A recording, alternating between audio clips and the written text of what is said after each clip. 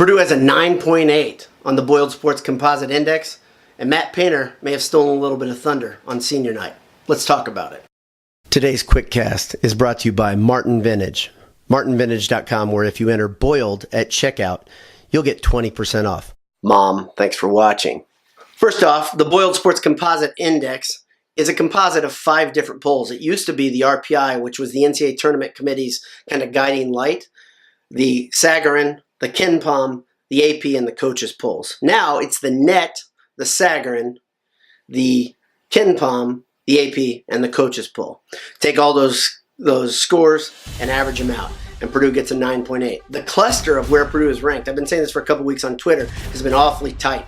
Right now it's between 9 and 11. It's pretty darn cool to see computers and humans alike think of Purdue very similarly. They're really close to the top 10 or they're in the top 10.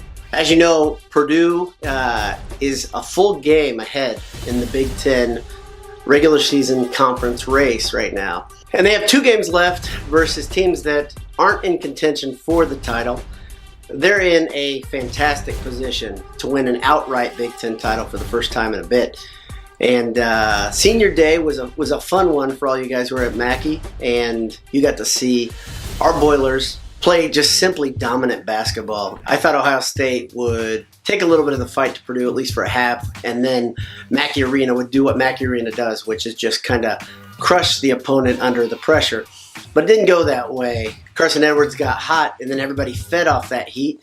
Carson Edwards got in a rhythm, and then the rest of the team got in the rhythm as well.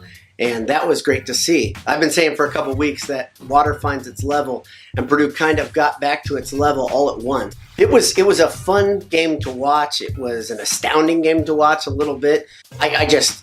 One player on Ohio State being suspended doesn't make that much of a difference. If he would have been there, I still think Purdue would have won by 15 to 20 points.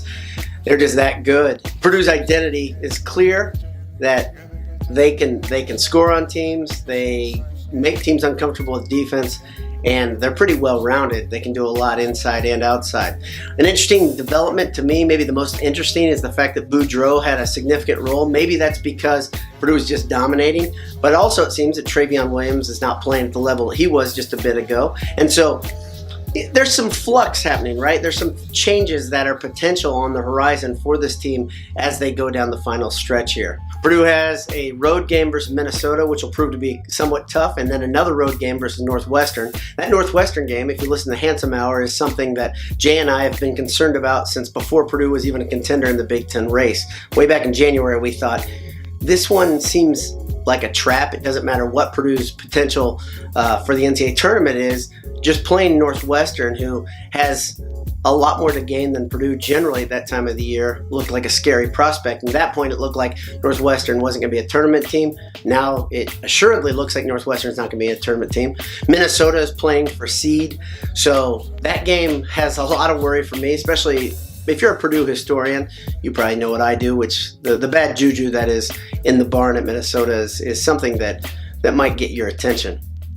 Well, I talked a little bit about senior night and Matt Painter, and Doyle wrote an article in the Indy Star about it today, how Painter's comments about getting rid of the IU sucks chant were noteworthy.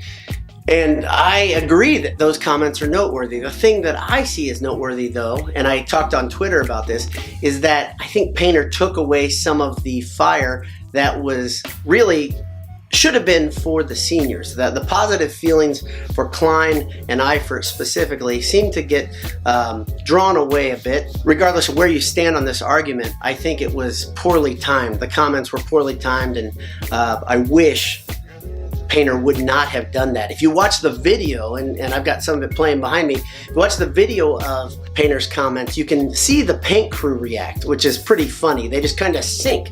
They're looking around like, what the heck? Because I don't think they saw it coming either. It felt a little bit like a second grade teacher admonishing the class, right? Like saying, you guys aren't supposed to do this. That's it. I've already talked about this. The thing that I think we all know about college students is they kind of do what their own thing. And I've said for a long time, there's a disagreement among Boiled Sports writers and the contributors here at the site. I don't mind the students doing it. I don't ever do the chant, but I love the fact that chant kind of reignited the flames of the rivalry when the rivalry has not been up to snuff, in my opinion. The reason the rivalry hasn't been up to snuff is because neither team has been really good during the last 10, 15 years at the same time. I mean, you had a slight overlap when IU was still had Crean, and it looked like they might be good again after they lost their fantastic class that led them to a Sweet 16, and as Purdue was rising. But really, these two teams have been always on different pages, and generally Purdue has been better during that period. So I have no problem with something that makes the rivalry a little hotter. And I have a real hard time with the moral equivalency of an individual, a player, a 20-year-old kid, having curse words hurled at him specifically. I don't think there's anything equivalent about IU sucks in that. The culture has changed the word sucks. I am somebody who doesn't use the word sucks in my common life very often. I've talked to Jay about this, that I used to only say stinks, and he always make fun of me when I'd say something stinks. He's like, that sounds like something an old man would say or something like that. Because I remember when sucks meant something different than it does now. It's not the same as it used to be, but the F-bomb still has a lot of strength to it, a lot of power to it. And calling out a player using that word does matter. Words do matter. And that's my problem with Painter choosing now as the time to make this his cause. I think it's ill-guided. I think the timing's poor.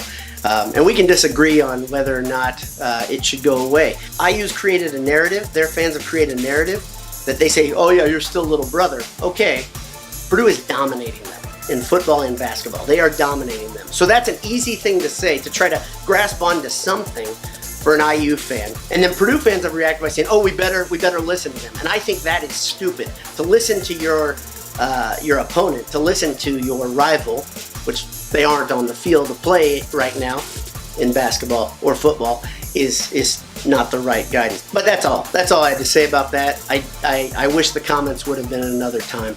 That's all. Purdue now, if they handle their business, this is quite simple. Handle their business, they're Big Ten champs.